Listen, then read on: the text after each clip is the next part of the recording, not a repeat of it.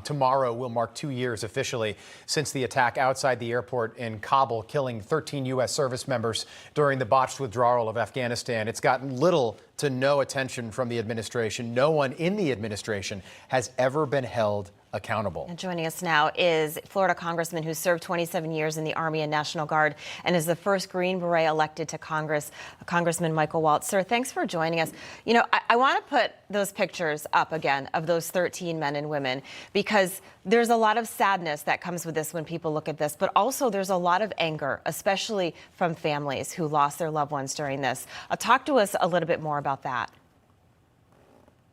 Yeah, thank you. You know, sadly, I've lost Green Berets in combat. I've had to deal with Gold Star families and their immense grief my entire career. But I have never, ever seen a group of families so angry as the 13 Abbey Gate families. And I'm so thrilled they recently spoke out at a hearing hosted by House Republicans. And they talked about how they feel like they've been lied to. They still don't have all the details of exactly how they lost their sons and daughters. Some of them still don't have the remains, for example, or all of their personal effects. For example, the SIM cards from their phones were removed before getting back to them with their final photos. And finally, their mistreatment by President Biden.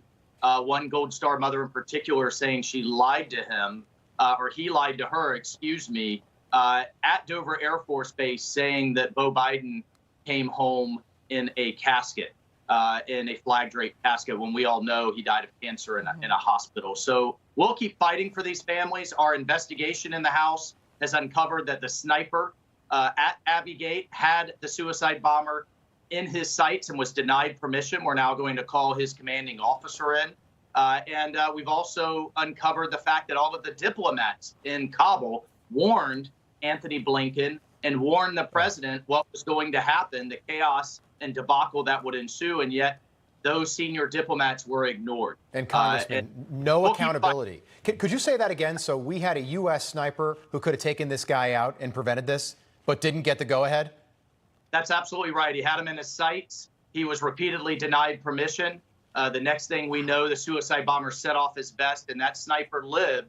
But he now is missing both legs and an arm and lost his battle buddy next to him. My goodness.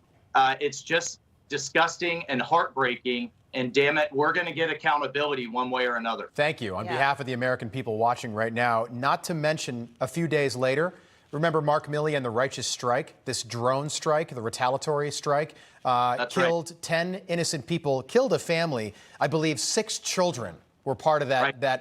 No accountability. How does that happen?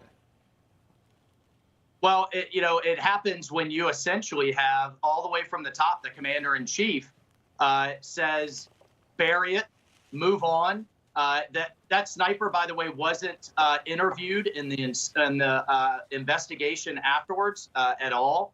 And I hear from my former Green Berets and colleagues in the Pentagon now, Afghanistan is not even to be mentioned. It's like it never happened. All of those decades of blood and treasure. And what pisses me off the most is that ISIS, Al-Qaeda, terrorism didn't get the memo Biden wanted the war to be done. They're coming after us again.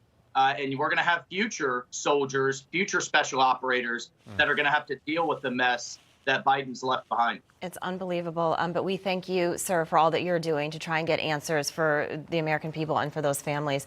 Congressman Michael Waltz, thank you so much for joining us this morning. Good to see you, Congressman. Nobody else is. I appreciate it. Yeah, absolutely.